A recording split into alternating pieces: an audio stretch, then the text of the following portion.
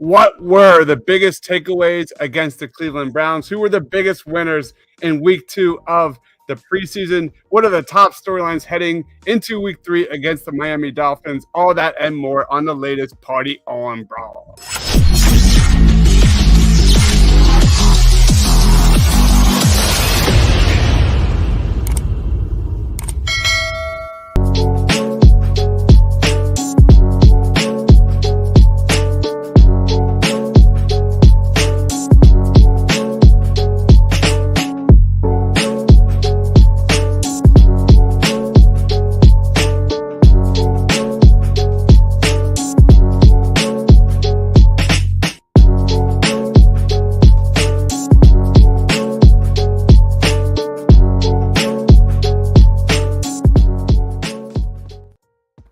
Yo, what is going on, guys? What is happening? Welcome to Party on Broad. Our Eagles versus Brown coverage continues as we say goodbye and get ready for the Miami Dolphins. But first, we got to break down everything we saw yesterday in that Eagles victory. Joining me, as always, my man Rob at Philly_Madness. What's up, Rob? Hey man, you kind of threw me off there with that new beginning. I haven't seen that yet. That was pretty cool. I like it. Yeah, it's kind of spotty. I've been doing just trial and erroring with it. I like it. I love it, man. How you doing, man? Hey man, I'm good. I know if you listen to Sports Talk Radio, the Phillies were eliminated from the playoffs this week, which it's like amazing. Like they had a bad series and now they're done. Yeah, but outside of that, hey, Eagles football is 2 weeks away. 2.5 weeks away. Get college football kicks back off a little bit this weekend with a few games. Let's go. It's once you are a big boy and you no longer have to fear school starting in September. This is a perfect time of year. Still got a little bit of summer left, but football is right there. Baseball is in full swing. Yeah. Our Philadelphia team is in the midst of a playoff race right now, so it's a good time. Yeah, fall for me means college game days on Saturdays, food prep on Saturday nights, the crock pot going, my smoker running on Sundays. We are here. I've already made a few things in the crock pot, man. But let's jump right in here, guys. If you're watching us live, be sure to comment your takes on the Eagles win here.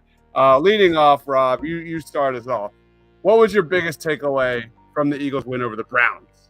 Well, I got to say, my biggest takeaway wasn't necessarily a happy one. It was that second string. Obviously, no starters really played in this one. But that second string defense against us, had me concerned. I mean, Dearness Johnson, Mr. Flash in the Pan from a few years back, ran all over them early in that game. And that's a bit concerning, not because it's like, oh, my God, what are you going to do? But a lot of those second string guys in the Eagles defense are going to play. You know what I mean? And you hope that they can play and have not that big of a drop-off from your first teamers. Yeah.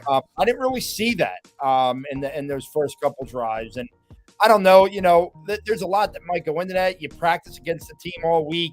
This game almost seems like just a formality, after you get all those reps in practice. But, look, we've gone under this offseason and we said two guys have got to put up or shut up. On offense, Jalen Hurts. On defense, it's the Jonathan Gannon show. I don't think he can be happy with what he saw last week or on Sunday.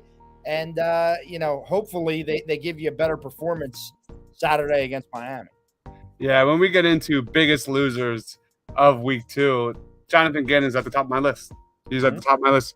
To be fair, on the Birds, you had no Hassan Reddick. You had no Josh Sweat. All reports indicate that Josh Sweat was tearing it up during the joint practices. No Brandon Graham, no Derek Barnett, no Fletcher Cox, no Javon Hargrave. You said no Derek Barnett. I did notice a lot less flags in this game. So that there's still a lot of penalties. Milt Williams played just a little bit. The lack of pass rush was definitely concerning. The run defense was by far the most frustrating piece of that game, man. That was not good. I'll go into my top takeaway, and that is Jeff Stoutland is a god among men. I mean, my goodness.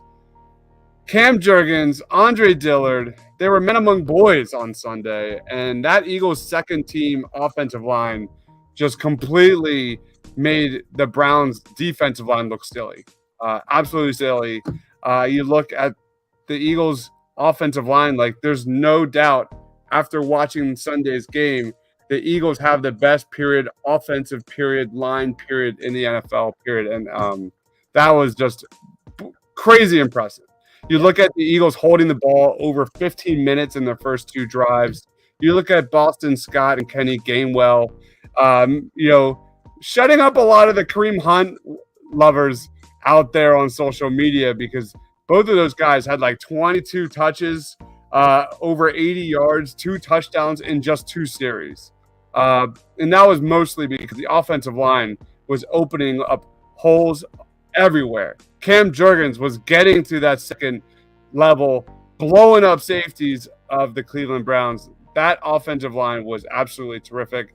Al chimes in. Stoutland has the O-line in great shape. Dillard looks good. That has to be the best we've ever seen from Andre Dillard, right? I mean, I thought the offensive line was incredible. I mean, I can't help it but just be enamored with this kid, Cam Jurgens, right? I mean, you can think back to draft night. Everybody's pissed because of the positions we thought they needed.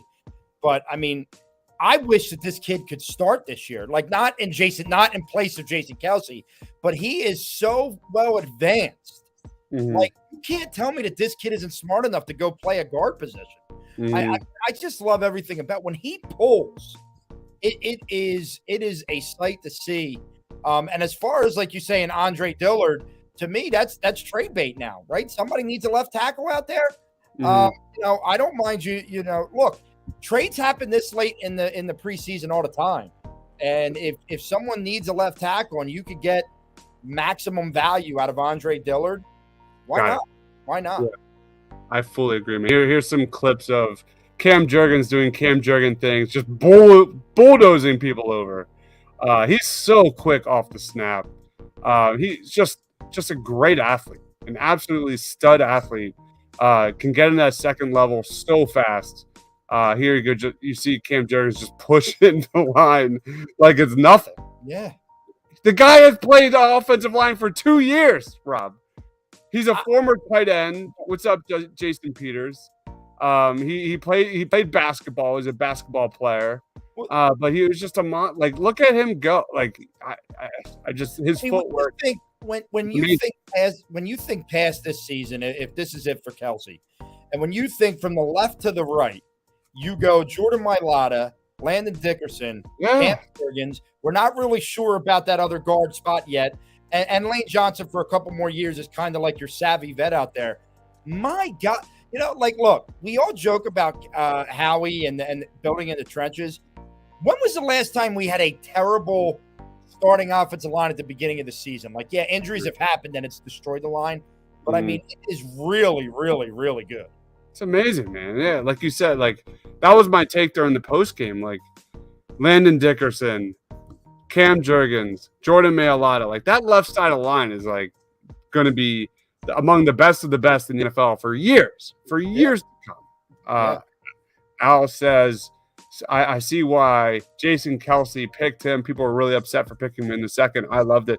I was definitely scratching my head at it. I'll be completely honest. Yeah.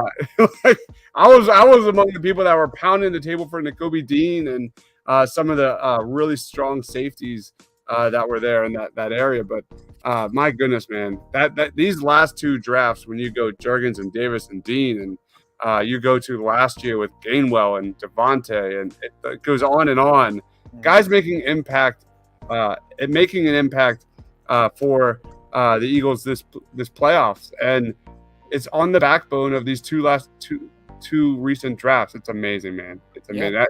I am partial towards Lyman. My second takeaway of the Browns has to be, Rob. This has to be the deepest wide receiver group I have ever seen on an Eagles roster in a long, long time. We had Deion Kane make some incredible grabs. We had Devin Allen make a huge 55-yard touchdown reception. It goes on and on, man. I'm completely blown away by the depth at wide receiver. Yeah, I mean, look, when your top two guys don't play at all, I thought Zach Pascal did some nice things out there yesterday, and like his first legitimate preseason action. Obviously, you mentioned Deion Kane. Devin Allen's big play. I know that we're not seeing a lot in the preseason from a guy like Britton Covey, but from what you hear, he's impressed all camp. And that's not, and I haven't even mentioned the Quez Watkins. I haven't mentioned that, look, I understand Jalen Reagor's made some nice plays, but these guys are not going to make this easy on the Eagles to just pick 5 or 6 receivers and move on. You look at this catch that you're showing right now from Deion Kane. Woo! Has Jalen Reagor done that? I mean, you know what I mean? That's a professional catch. That is a professional catch of balls at your back shoulder, go up, catch it at its highest point, come down and control the football. I kind of agree with you. I'm really excited about all this. And it just, it furthers the whole sky's the limit for this offense. I mean, look at that. Look, that's all hands. That's all hands. And he gets the feet down. For years, Rob, it feels like for years we've been pounding the table for wide receivers to make plays on the ball. Like the Eagles have not had that in quite some time, and now you're seeing guys like this. It's a great feeling. It's a great thing for the Philadelphia Eagles. Now we talk about how we find a trade for Jalen Reagor, and oh my gosh, talk about addition by subtraction. These guys are ready to step right in. And we have Patrick in the house saying, "What's up, fellas? What's going on, Patrick? Thanks for joining." Al says, "Does Devin Allen make the team special teams practice squad?" No. Any thoughts on that? I don't think he does, just from a numbers game, because I don't think Devin Allen is a special teamer in the sense like a Britton Covey would be, right? Mm-hmm. I didn't watch. I'll be honest, I wasn't watching a lot of the second half. I was watching the Phillies, but I will say that Britton Covey a couple times had a couple kick returns early in the game, and what I like about his kick return is it's north and south. He's not playing this sideways game. I mean, he just hits the hole and he gets you to the 25 at least every time. And honestly, that's what I want. I'm just tired of these guys that go side to side. Mm-hmm. And look, if Boston Scott's going to be your second running back, you need somebody like Britton Covey to return kicks. I don't want a second running back in a running back by committee type of offense to have to return kicks. They just don't. You should have a set return guy. Mm-hmm. And because of that, I don't think it, look, nice story. I know he catches the touchdown pass. That's great. But, you talk about the guys that we've mentioned, and if they don't trade Jalen Reagor's going to be here. So, I just don't think a numbers game is going to keep him off the roster. I agree. Let's move on to who were the biggest winners on Sunday for the Philadelphia Eagles, man. What's your thoughts?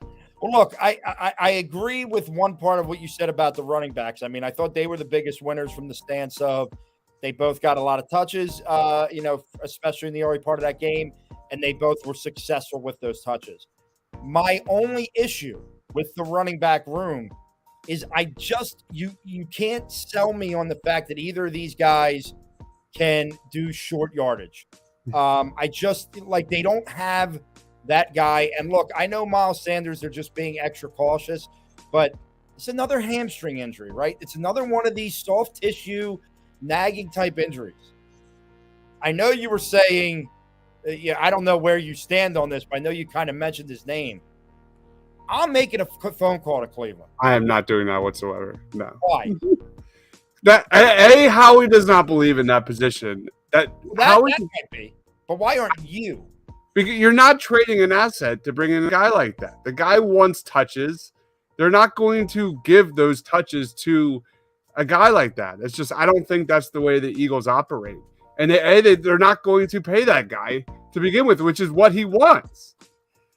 Yeah, I guess I would just make that. It's running back and safety. It's like death, taxes, and Howie not caring whatsoever about the safety and the running back position for the Philadelphia Eagles. That's it. I agree with you that from a Howie standpoint, he's probably not going to do it.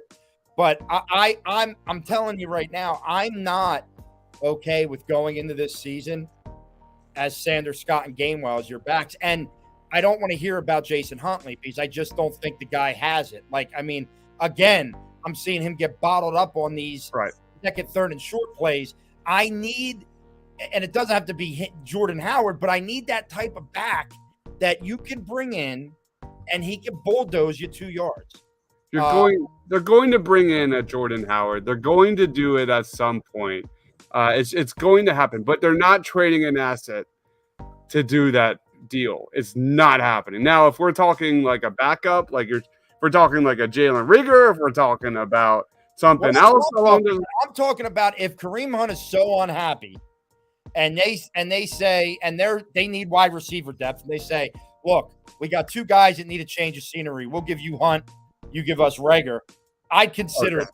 That's 100%. That's a different trade. Like if you're trading about, I was coming from the aspect of giving up an asset to bring a guy in like that. So no, I just mean a guy that like maybe a change of scenery helps. Maybe it's a position they need versus a position that you could use a guy. And I mean, even if Kareem Hunt's only here for a year, but you also now have this guy in your building. So if you decide Miles Sanders too much of injury prone, he's going to walk. You know, there's at least a guy in the building is my point. But listen, I agree with you. I'm not going to trade a 3rd, 4th round pick for Kareem Hunt. But, you know, if it's like player for player that needs a new environment. Listen, here's the bottom line, Rob. You've got Jeff Stoutland, who's an absolute monster when it comes to developing the offensive line. You've got one of the best offensive lines in the NFL. And you've got one of the best running quarterbacks in the NFL. You don't need a pure stud running back in this offense. Not at all. And that's what it is. And I think that's probably where I would lean towards. I agree. If you can like trade trim some of the fat and bring him in, and he's in agreement, you know, to play for the Eagles, sure. But we'll see. I just don't trust he's going to get the touches here, and I don't trust the Eagles budging whatsoever to give him the contract that he's looking for. That's fair. We've got Daniel in the house saying, "What's up? Thanks for joining. Any other biggest winners for you on Sunday?" Tell you what, I wouldn't call him a biggest winner, but a guy that I saw an improvement from week 1. Josh Jobe got another opportunity to string corner. And look, when they made that undrafted free, Josh Jobe was a guy that when I did my mock drafts, I tended to pick up late in the draft for the Eagles, just from, you know, Alabama pedigree, all that kind of stuff. I thought, look, in the first game, I thought he got picked on a lot. I thought he played better last night. I'm not going to say he was excellent, but right now you need a guy like a Josh Jobe to just continue to develop. He's not going to be a guy that gives you, you know, time on the field this year, but Darius Slay's getting older. You know, James Bradbury's only here a year. You want to be able to build a couple guys, you know, a couple of the young guys. And I thought Josh Jobe showed improvement from week 1 to week 2, which is really all you can ask for some of these young guys. Love that selection, man. He had some plays. He made some plays yesterday. He's got really good size. He's got really good length and speed. The dude is a really good tackler. He thrives kind of playing in, close spaces. And I think he fits, Gannon's multiple zone defense. Like I see the fit. And he can contribute on special teams. Maybe he has potential down the road as a safety. Yeah. We'll see. He's some tackles. He hit a little bit. Those little things you like to see from the young guys. Yeah, the dude led the team in tackles yesterday with 7. I'm good with Josh Jobe. I like it a lot. My winner of the day, though, I'm going to cheat, of course, is the Eagles injury report. Now, listen, you're absolutely right. The preseason means nothing, Rob. It means absolutely nothing. Kudos to Sirianni for pulling the plug and saying no starters today. You'll learn way more from those joint practices, contriving situations, way less pressure, way more control. Other than Josiah Scott, there weren't any real noteworthy injuries. And that's truly what matters the most when it comes to preseason football. I like that a lot. Deion Kane, Deion Kane was a huge winner.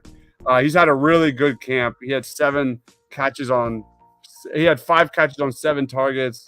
Like we saw there, a pair of over-the-shoulder catches. That was really impressive. Deion Kane, I think, is now challenging for that wide receiver 5 spot, depending on where they go. Do you have any other winners before we go on to losers? Let's get to losers. Here we go. Who were the biggest losers on Sunday? Ross Tucker. Listen, I got to tell you, I understand that these preseason games, the announcers are hired by the team, whatever, all that kind of stuff. This guy is just way too over the top. Like he's talk radio persona. Like his persona works on talk radio, not in the booth of the game. Like it's just so. I literally started because I had my 3 TVs set up. I had the Eagles on the big TV volume. I had the Phillies on the side. I switched it because I couldn't listen to Ross Tucker anymore. It was bad. No, but in all seriousness, losers for me. I thought Davion Taylor did not look good early. And look, Davion Taylor's a guy that's got to understand that a smart, instinctual Nakobe Dean is right there. And I know, once again, Ross Tucker said earlier in the game he doesn't think that Nakobe Dean's going to play a lot this year. I tend to disagree with that. I think they are going to rotate linebackers. I don't think it's just going to be 3 guys and that's it. I do believe you'll see Nakobe Dean on the field quite a bit this year. But if Davion Taylor wants to be in the mix, when you talk about Kaiser White, TJ Edwards, he's got to play better than what he did last night. Now, coming off an injury last year, we'll see what happens. But it was not his best performance last night. The entire rushing defense was really bad, man. Like I said earlier, Jonathan Gannon was my biggest loser. You look at the linebackers; they couldn't get off blocks to save their lives.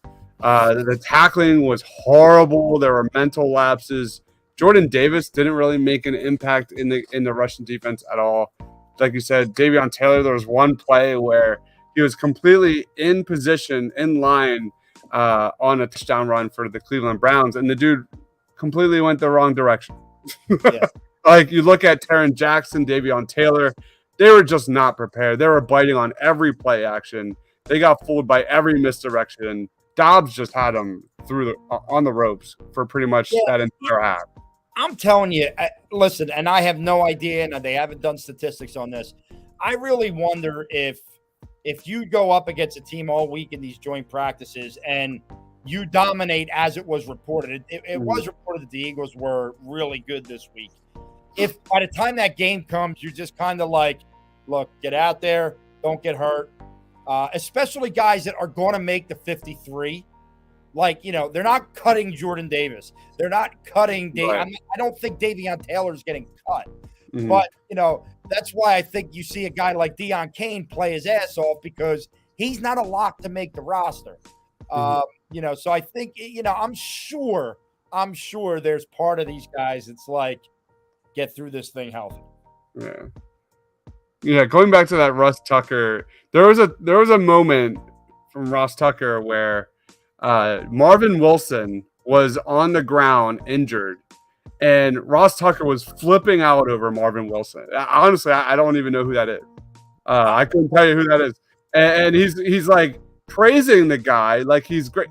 Marvin Wilson's not going to make this roster. Like, he's Chris Collinsworth on steroids with everybody's the greatest player he's ever seen. Yeah, I'm still recovering from that too. Go ahead. Like, I love Cam Jurgens, and I love what I'm seeing. But if I had to listen to Ross Tucker tell me about Cam Jurgens one more time, I was going to lose my mind. I'm still recovering from that terrible take about the wave. Oh, my God. Brutal. The greatest thing ever. It's the dumbest thing ever, and we should be ashamed of ourselves. Grant Calcaterra didn't play. Still has been out. He was practicing last week. He didn't play any snaps on Sunday. I'm still waiting for him to make an impression. Britton Covey still isn't doing much. I thought that guy was in line to kind of turn some heads as a receiver. Really did not do. He had one catch. It was a short catch against the Browns. If he doesn't have a good game against the Dolphins, he's done. He's out for sure, I think.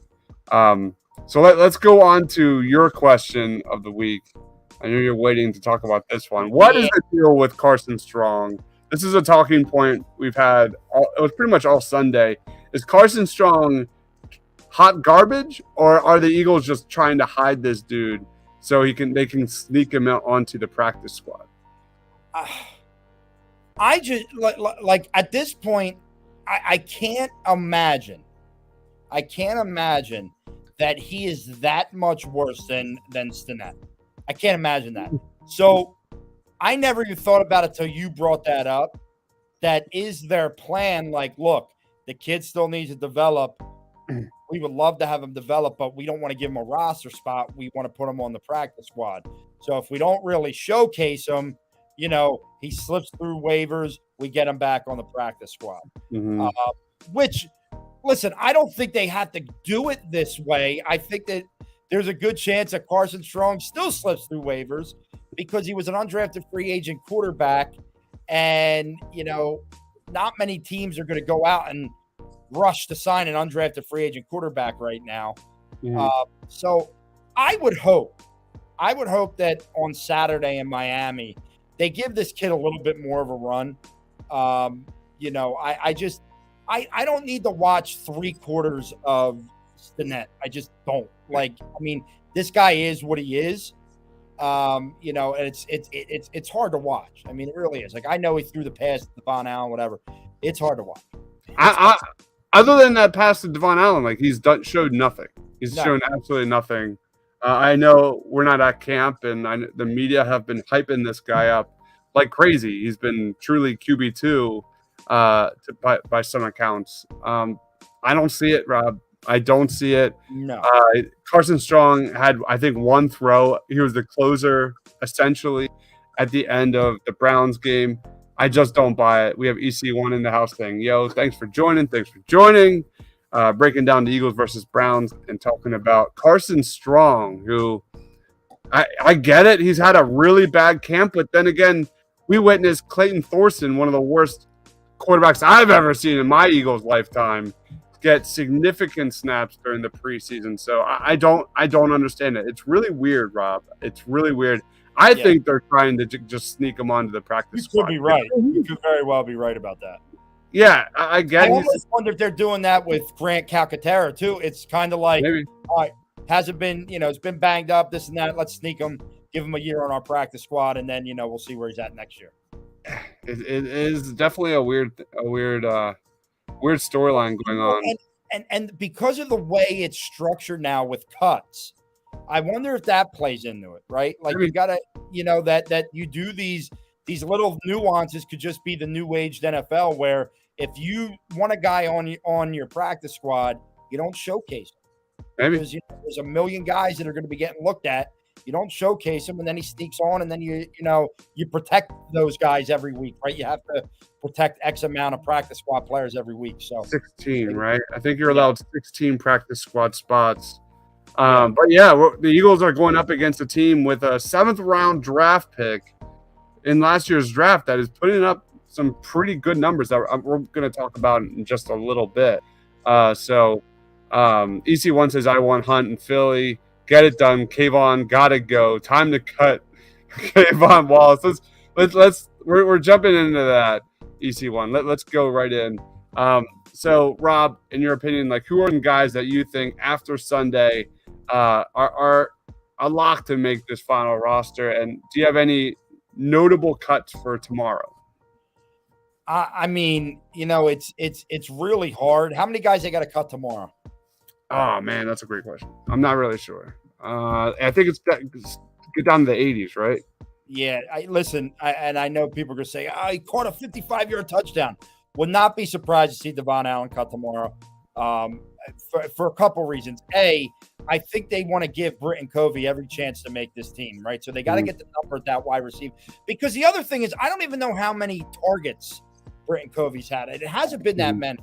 Yeah. But if say Devon Allen and Deion Kane were on an even playing field, yes, Allen catches a touchdown pass, but what Deion Kane did the other night, was a big deal. So I wouldn't be surprised if Devon Allen goes. I don't know, man. Like there's not that many guys that I look at and go, oh, he was horrible. You know what I mean? But there aren't that many guys that I look at and go, these guys are, may not have been locks, but they're locks now. I mean, I don't think Kayvon Wallace gets cut tomorrow. Could he get cut in the big grouping after next week? Absolutely. The young kid from Blankenship from Middle Tennessee. I don't know where he's going to stay in the mix. Hey, look, listen, they need safeties. I'm not sold on Marcus Epps. I've made that very, very clear. I'm not going to be sold on a starting safety tandem of him and Ann Harris. Doesn't matter. I know that Jaquiski Tart played a little bit yesterday. Who the hell knows? But it's hard for me really to pinpoint any other names right now. Yeah. Actually, I think Reed Blankenship is one of my guys that is probably on the bubble that might make the roster. Okay. Shockingly, I think Jonathan Gannon likes him a lot. Really, really good size, really good length. Again, versatile. Just always seems to have a knack for the ball. He's always around the football. He's constantly, among the team leaders in tackles. Josh Jobe, we already talked about. I think the dude just is a lock now. I think. Yeah, I think that look, he's been the second team starting corner there. I guess with Zach McPherson. Both games. And I think that he didn't do anything this week to hurt his chances. And Zach McPherson's another guy. I don't think he did anything great, but I didn't see him being terrible. So, I think there's another young corner that they really would love to develop. I think there's a couple corners, Mario Goodrich, Josh Blackwell. Those are some guys that probably are on the out right now. You look at John Hightower. What's he done? This wide receiver group is so strong, so deep this year. I'm not so sure about John Hightower's future. He might make the 85. It's 85. They have to go down to 85 tomorrow. So we'll see. EC1 says we need Bates or Hunt. I'm good with either one. The Eagles do not believe in those two positions, man. And they're not going to get Bates. I think that's a pipe dream for any team. I don't think he's going anywhere. No, the Eagles. I have been pounding the table for a quality safety in these last several drafts. It ain't happening. I don't buy it. Do you like Tay Gowan? Any thoughts on Tay? I mean, he hasn't jumped off the pages at me. But I think he's going to be in the mix. I mean, this is a guy they traded for. This is a guy that came over, if I'm not mistaken, in the Zach Ertz trade. Yeah. And when you trade a guy like Zach Ertz, you want to give this guy an opportunity to make the roster. And I think they will give him an opportunity. And that's why I think, like you said, guys like Goodrich and Blackwell probably are not going to make the roster. Yeah, I think Zach McPherson's had a really good camp. I think Josh Jobe has had a really good camp. All those guys are on the up. Where are you at with the safety position? When you talked about Reed Blankenship, where are you with Jaquiski Tart? Because that is a name that I've never been high on. He had a couple of nice plays, Rob, in the second half against the Browns. A couple of nice hits. One that prevented, I think, a first down. I don't know where they go with that position. Like my gut feeling says he's gone. They're going to cut him. But on the other end, he is a vet. You look at that position. It's, by far the biggest glaring need for the Eagles right now. What are your just quick thoughts on Jaquiski? I think you said it. I think the fact that he's a vet, even if you're not going to start him, I think he's a necessity on this roster because you don't have true vets at that position behind your couple of guys there. I mean, Kevon Wallace is, I guess, a vet, but he hasn't played. And we talked about some of these other younger guys. Jaquiski Tart has not only played, he started quite a few games in this league and knows how the league works. And my guess is you're going to play three safeties at times, in this defense. So I think he's a guy that if he's not doing anything to hurt himself, you got to keep him around because you have no veteran leadership. I know Ann Harris is a vet, but you need more. I just think you need more. It's a tough call. You're right. That's why I'm like pro Reed Blankenship. Like you look at Anthony Harris, he sucks. You look at just Chris Tart, he's not any good.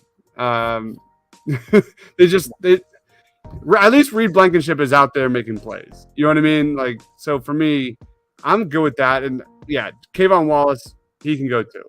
He's had all the opportunities in the world. Yeah, I really had high hope for that kid, but it's not happening. It's not happening. Let's roll on. Yeah. Any other thoughts on that before I go into a little bit of a Dolphins preview? Listen, I think for what it was, it's nice to see him, I guess, win a game. Not that it matters. But, you know, there are things that I think the preseason is always good because you see what you got to work on. And this team still has a lot to work on. And, you know, hopefully the young guys, you know, play well again on Saturday. I don't expect to see any starters or anything like that. I don't know how they will handle the third preseason game anymore since it is the last one. But, you know, this year has provided a lot of interest and intrigue in the preseason, even if the starters aren't playing, because it's a younger roster. Like I know that there's some older guys on the team, but I feel like it's a younger roster. So I enjoy watching some of these guys play. I want to see Carson Strong next week. I want to see him play a little bit. Amen, man. If he hasn't yet, then I don't know what's going to happen. I'm not really sure. All right, let's talk about the Miami Dolphins. Obviously, Tua, Tyreek Hill, Jalen Waddle will probably most likely be out on Saturday night. Let's talk about the Eagles' run defense. They have a true chance for redemption. It was really bad against the Cleveland Browns. Now they go up against the Miami Dolphins, and through 2 preseason games, the Dolphins have combined for 86 rushing yards on 32 attempts for an abysmal 2.7 yards per carry. By halftime against the Oakland Raiders yesterday, the Dolphins had 8 runs for 4 yards, an average of 18 inches per carry. They have their offensive line is really struggling. Their group was one of the worst in the NFL in 2021.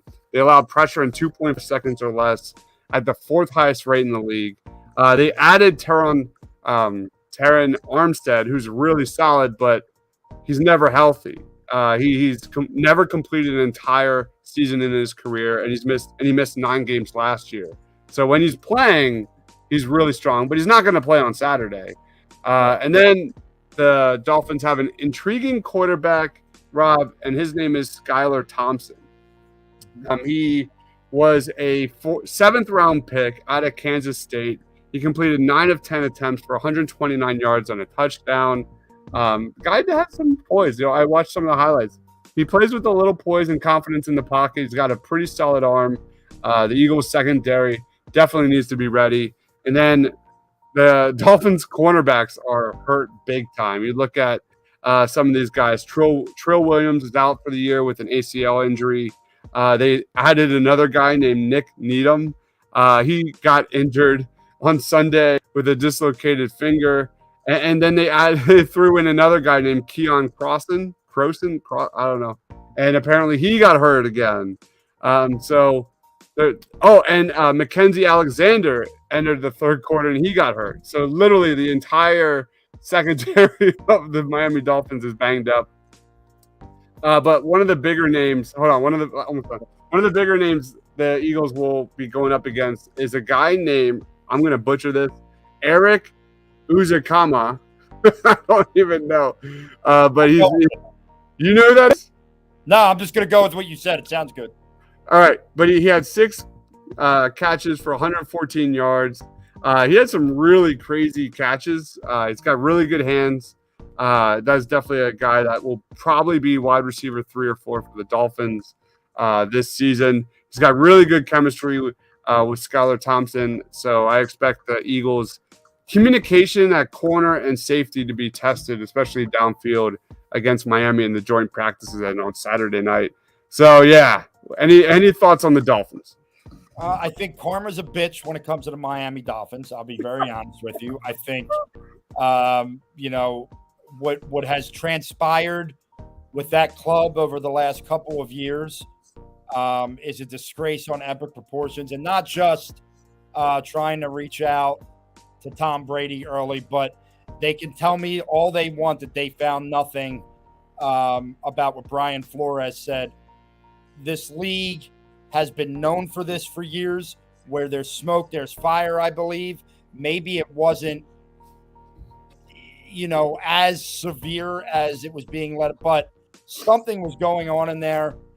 Brian Flores actually started to turn that team around, and I think it's a disgrace what they did to him. So I don't feel bad for them. I don't want to see players get hurt, obviously, but I don't feel bad for the organization because I just think that they've handled a lot wrong. But as far as this game is concerned, a couple things I want to see are I want to see Kennedy Brooks and Jason Huntley get the share of the carries. I want to see if Kennedy Brooks can show us something so that I don't have to see Jason Huntley this year. I want to see Britton Covey be targeted in this game. We've already talked about Carson Strong, and I want to see, because if they're smart, you still play Jordan Davis, Nakobe Dean, these second string guys. I talked about Josh Jobe improving from week 1 to week 2.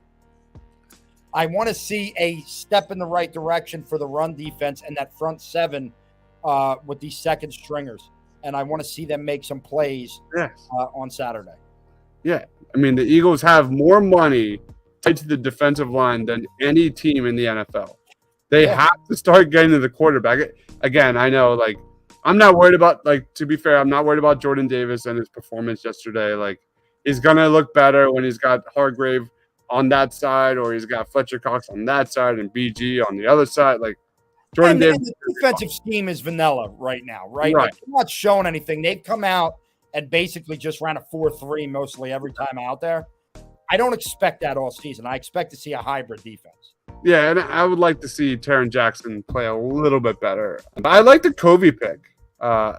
Mike J says Covey needs more targets. I like that. He had 1 or 2 targets on Sunday. Let's get him involved a little bit more. That was a great selection. And I like this. I like the pick with Reed Sinnett here. Throw the ball downfield. Why not? Take chances. Let's get our guys going downfield. That's like you said, it's a vanilla scheme on offense and defense, but it is preseason. I like to see a little more. I will say I know I don't. I think Covey, because of whatever he's done in practice, and because he's a special teamer, will make this team. Wow. Regardless, I really do. From everything that I've read, I've heard, I've seen. We're not seen because in the games I know it hasn't necessarily been there. But I just got a feeling that he's the type of guy they're going to want to keep. And it could be as a 6th receiver if they go 6 at the receiver spot, and they go a little bit less at one of the other spots, depending on what they decide to do. We'll definitely need to do a 53-man roster projection show pretty soon. That's coming. I forgot how. That might be our show next Monday, Dives. I think that's a lock. I think you can lock that with it. Saturday. When's the cuts, though? When's the final cuts? Are the final cuts Sunday? Because then our 53-man roster show would not be Monday. August 31st, which is a Wednesday. Let's go. Beautiful. Next week, 53-man roster predictions. Let's go. That sounds fun. All right, so that's coming down the line. We'll be doing our final 53-man roster projections on offense and defense next week. I'd like to see Grant Calcaterra. The dude has not played. He has not played, and from all reports, he's made plays during camp, during practices. He's got hands. I would like to see him get some snaps on Saturday night. Who are we missing? Josh Jobe versus that dude. What's his face? Eric Ezukama. Yeah, no, that'll be a good matchup. I think when you say that, I would throw Zach McPherson in there too, Josh Jobe and Zach McPherson, because I think that these are the guys that you have to kind of hold some hope that they could be the future guys, maybe. So you really want to see those guys continue to impress. Right. That basically wraps it up. Anything to plug, man? Final thoughts on the Philadelphia Eagles? I am going to plug the 53-man roster show next Monday, 9 o'clock, right here. Dibes and Rob going at it. Outside of that, I don't tweet as much as I did in the past. I understand that, but I still will throw some good ones out there just for the hell of it. So pay attention at Philly_madness. And as always, I'll plug it. If you're buying a house in Jersey, there it is. Call me. All right. There it is. I will plug the House of the Dragon was really strong. I really enjoyed House of the Dragon. I think I'm going to watch it after we get off. I think that's what I'm going to do. It's got some cringe moments, man. Just be prepared. Like I was kind of stuck in between. All right, I just started season 5 of The Last Kingdom. Do I just wait, finish that, and then go to House of the Dragon? But it's like it was the premiere. I got to watch it. I just got to see how it goes. And plus, it's weekly, so you're fine. Like you know what I mean. House of the Dragon tomorrow night we'll be doing a character power rankings, which will be a weekly show where we rank who's basically our favorite characters of Westeros, and it'll change every week. So that'll be fun. There were definitely some favorites last night that I really, really like. What the show is doing really well already is that they're presenting like the good guys, the villains, but there's a huge gray area between that, and that's going to be a lot of fun. That's what made Game of Thrones so fun, is that expect that. I'm meaning to ask you because I haven't seen it yet, and I haven't even heard one thing about it. She-Hulk, what was it? Terrible? It was bad. I didn't like it. No, to be fair, I know a lot of people that did. So watch it. Make up. I mean, you know me. When it comes to that stuff, I'm always going to watch it because I just feel like I have to. But, all right, it's good to know. Make up your own opinion on it. I'm not the demographic for it, so I thought it was okay. It was like I think I gave it a 6 out of 10. It's fine. When you compare it to, because I know you didn't like Hawkeye. Oh, I did not like Hawkeye. Yeah. So was Hawkeye worse or better? It's about in the same tier. It's about in the same tier. All right. Nothing happened. It's one of those shows where like nothing really happens. First episode type, just trying to set the stage. They actually made the first episode. They changed the entire arrangement of the season. The premiere was actually the 8th episode, and they bumped it all the way to number 1, which tells me the next few episodes are going to be very slow. Like they clearly were like, we need to get fans' attention here. It's a court drama. If you like Ally McBeal, or if you like Law and Order, I do like court shows. I won't lie to you. There you go. There might be for you. But and I don't know. It's probably because I haven't seen you, Dibes. What were your thoughts on the whole Batgirl fiasco with just deleting it? Yo, HBO Max and WB there's a purge happening where all the DC projects, like kind of the lesser ones, like not the Flash and stuff, are like pretty much getting canceled across the board. We just saw a new one. The new Batman animated show just got canceled. So there's been like 10 projects canceled, like DC EU projects canceled over the last like 2 weeks, and I've never seen it. Batgirl, they finished the film. It was in post-production. They already spent all the money on it, and they just canned it. They said, no, this movie sucks. We would rather eat I don't know, I'm going to guess $100 million rather than like risk that product being out there for people to watch. I've never seen that before. It's something. I kind of feel bad for the creators, and the people who did create it were the people who did, I think, Miss Marvel. And I love Miss Marvel. I thought Miss Marvel was terrific. Miss Marvel was good. Yeah, Miss Marvel was good. Shocking, man. It's crazy. Yeah. That's the DCU, man. The DCU is just a hot mess. It really is. I mean, and then you figure their big Flash guy just can't stop getting arrested. Dude, all he does is just get arrested. That movie's in shambles too. But I think the reason why they're not canning it is because He's the Randy Gregory of DC. like apparently the Flash movie is like terrific. Like I've heard like some rumors and test screenings and stuff. Everyone's saying like that movie is absolutely phenomenal. Yeah. So that's probably why they're like, it's going to make so much money. Like they're probably hoping that whole thing with Ezra Miller just gets like eventually thrown under the rug and people forget about it. But that dude is a psychopath. He's a straight. And it's a shame because I do like him, you know, in the little bit that I've seen him as the Flash.